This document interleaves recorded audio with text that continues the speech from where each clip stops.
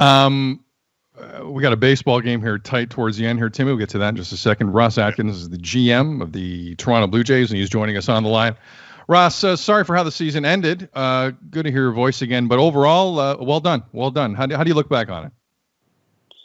So thanks for having me on, guys. It's been an interesting year, and it's been definitely a positive in the right or a step in the right direction for our organization and for our team. So, as we were talking about recently, I'm just so excited, man, for our players. I'm excited for this organization, and really looking forward to the challenge of building upon a positive step. Sid and I were discussing this in the opening segment of the show, like all things considered, and there is a lot. How do you and the organization go about assessing the 62 games that we all watched during a global pandemic? Yeah, it's interesting, Tim. The way that I think, we deal with the information that we have, and then of course you can use projections, but in this case you can't use history. No one really knows what it means exactly for next year, and the industry needs to really think about that. And we are thinking about what are the potential pitfalls and what are the potential risks as we come out of this at some point. I don't think it'll be immediate, but at some point we'll get back to normalcy. And in the meantime, how can we be thinking about the best potential recovery? So, but what we can do, more objectively is just think about the individual performances, the team performance, and what that meant for us as a step in the right direction. Which that is clear. That is absolutely clear as we break that down. Ross Atkins, GM of the Toronto Blue Jays, here on Tim and Sid. Ross, my final ever two questions about the pitching situation in games 1 and 2 in Tampa, and then I'll never bring it up again, I swear to God. You sure? First question, HyunJin Ryu, was he okay with that? That's the first question. Second question, for a guy like Matt Shoemaker, who's a free agent, are you concerned that will turn players off in terms of operating arms in that way? Okay, first question, Sid, on HyunJin Ryu. That was a part of the equation, is that he had performed well on an extra day of rest over the course of last year, over the course of this season, and that was the first part of the equation. And we went to Ryu and had that discussion, and he was absolutely okay with it. And on the second piece of the equation with Matt Shoemaker, the thing that matters the most is that you're winning. And that's what attracts free agents. There are things on the margins that make it more difficult. But I think across the industry, you can look and see teams are doing things to put guys in positions to be successful.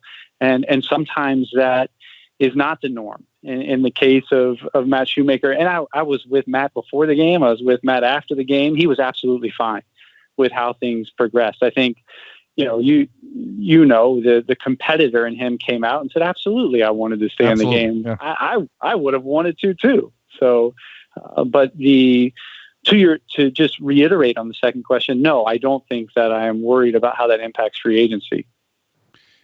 Your manager, Charlie Montoyo, I'm just going to ask the follow-up. I know Sid said he was only going to ask 2, but he's not speaking for me on this one. But your manager took a ton of heat for the timing on the Matt Shoemaker poll. That was one of the hot topics coming out. What did you think of the timing? Cruising through 3.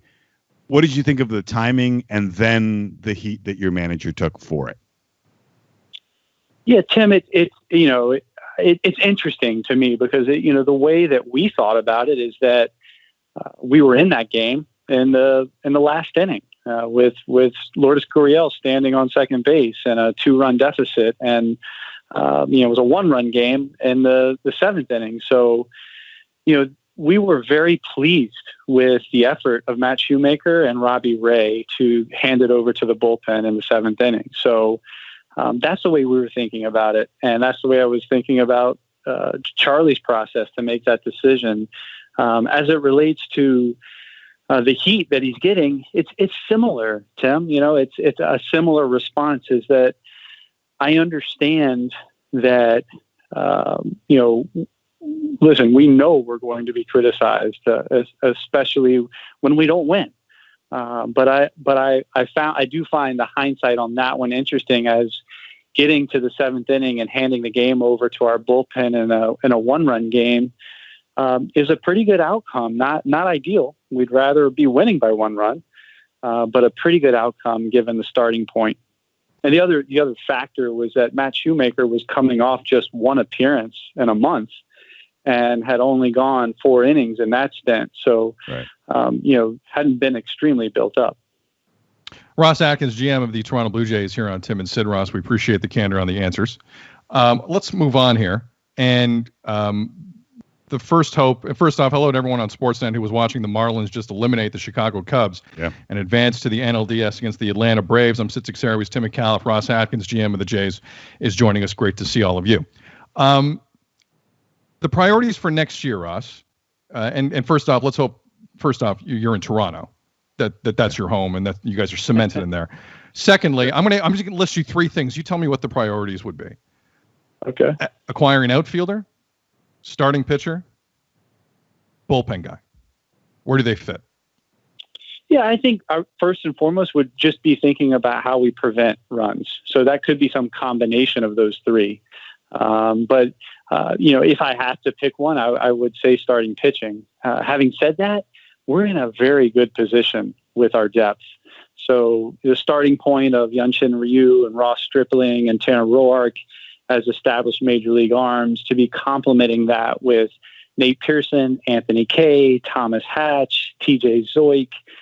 There's a long list of names that I can continue to add to that on our roster, off our roster, that are legitimate starting options and have already pitched in the major league. So Julian Merriweather is a name that was easy to add him into that mix. So, among that group, there's some diversity. There's workload that they've built up in most cases and project to be able to be significant pieces of a major league starting rotation. So as we look to add to that, we know we're going to need more than 4 or 5 major league starters. So that it just feels like such a good starting point. But we also know we've got to be better at defensively. Our outfield defense, we saw it as average.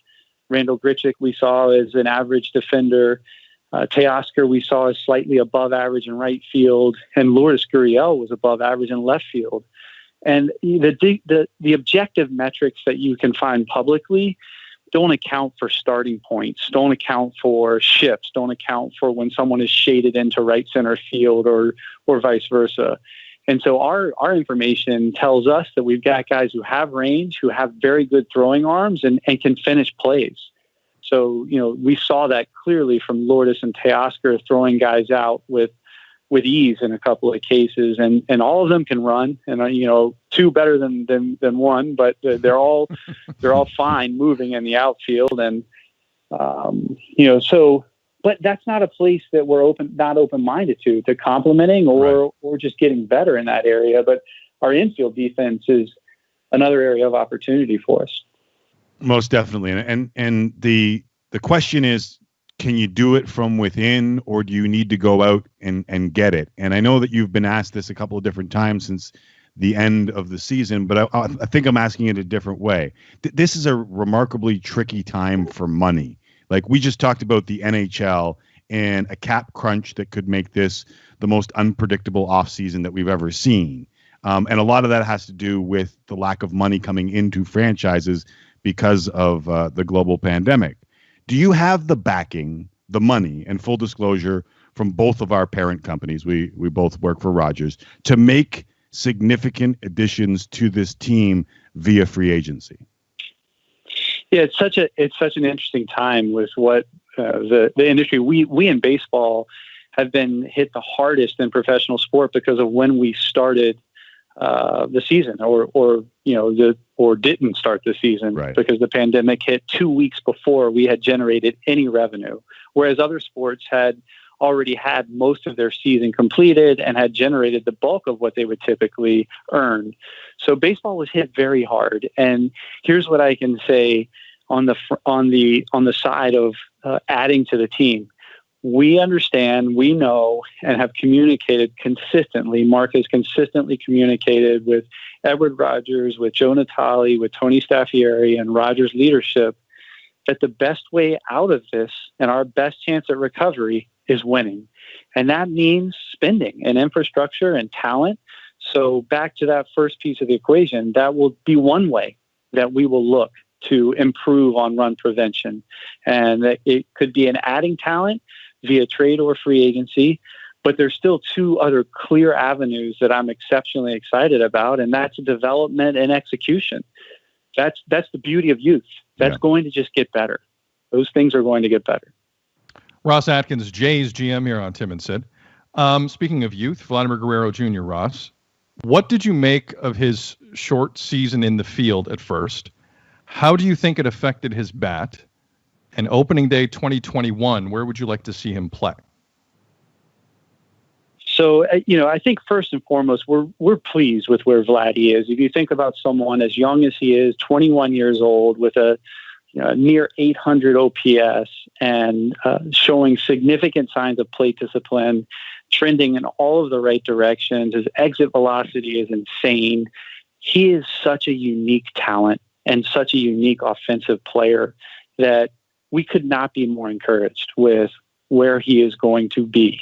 And quite frankly, where he is for his age. The expectations could not have been higher on him. And he, in general, has managed that very well. Not perfectly. It has not been without mistakes. It has not been without some struggles. And on the defensive side, the ideal scenario is that he comes into camp and we're talking about playing him at third base on a regular basis. Maybe not every day, but on some semi-regular basis, because we feel that he's in a position to do that athletically. Having that versatility, having the ability to do it would be incredible for us. But that will be our goal. And he'll also continue to get reps at first base, and he's going to get better there. He plays the game, and this is something that I think in the end he will very much benefit from. He's clearly not nervous, and he's clearly not intimidated, and he has a lot of fun playing the game. And you saw that turn into some mistakes where some would call it lackadaisical. I think he plays the game so loose that he will make exceptional plays because of it, that he's now learning what it means to truly be prepared for the decision-making aspect while you're playing loose.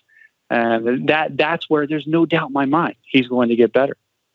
Ross Atkins, the general manager of the Toronto Blue Jays, joining us here on Tim and Sid. I want to give you the credit for what this young group did, and what it was basically the youngest position group in Major League Baseball, finishing top 10 in offense and batting.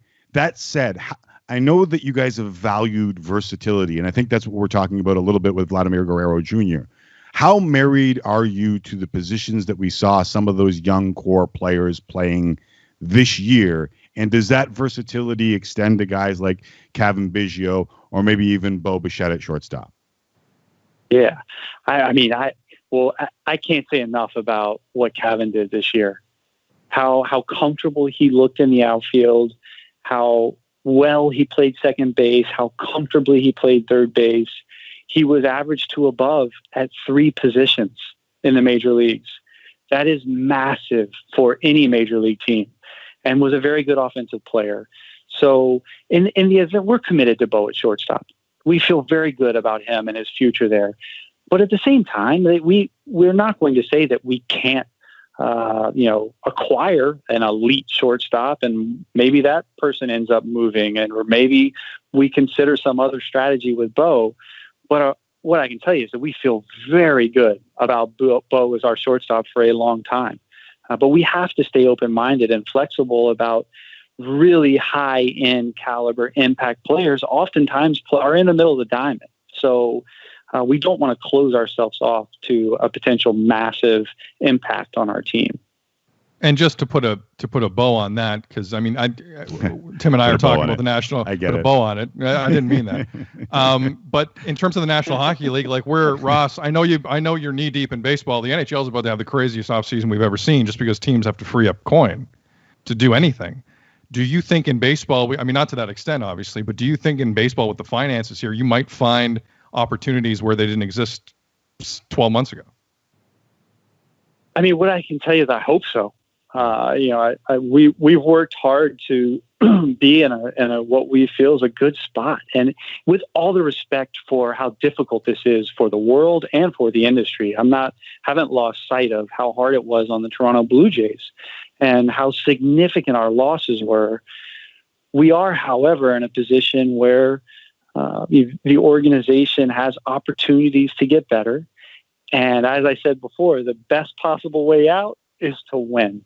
So, I certainly want to have all the challenges to be at the highest level possible, and for every team to have every resource imaginable to them as we look to do our best to beat other teams and beat other organizations. But we're going to be prepared for anything and for any opportunity and work through where all those potential avenues are for us to get better. And, that's been communicated, as I said, to Roger's leadership. Mark's done an incredible job of, continuing. I guess, well, in my view, I guess that in my view, he's done an incredible job to, continue to communicate with Roger's leadership. And so I feel like we're in a good spot. I feel like more and more people are agreeing with you. Before we let you go, as a human being, it felt like a whirlwind watching 2020 from my basement in my backyard for the vast majority of all this. What did it feel like for you to be in the middle of it? Yeah, Tim, it was incredible, man. I literally, one of the more powerful experiences that I've had in professional sport because of the bonds that I, with someone like Mark Budzinski, who I've known since I was drafted in 1995. He was drafted the same year, and he's like a brother to me.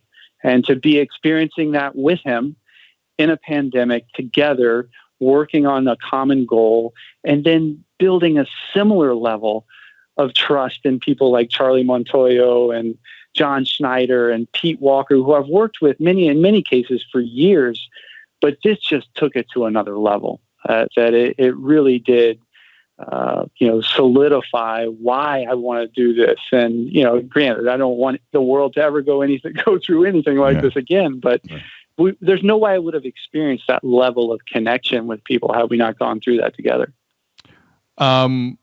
Ross, as these off seasons go, and as Tim knows, we're not sure how often we'll talk to you, but we've always appreciated when you jump on. Stay safe. Head down when you leave the house. This thing's still out there. Nothing but the best to you and the family, and and congrats on a very exciting, fun season in a bizarre context. And you guys, you did a great job under the circumstances. All the best. Say hi to Mark for us. Take care. All right, Sid. Thanks for having me on, guys. I love it, the fact that I recognize your voices so clearly at this point. We've come such a long way, Ross. Good thing or a bad thing for you. I don't know.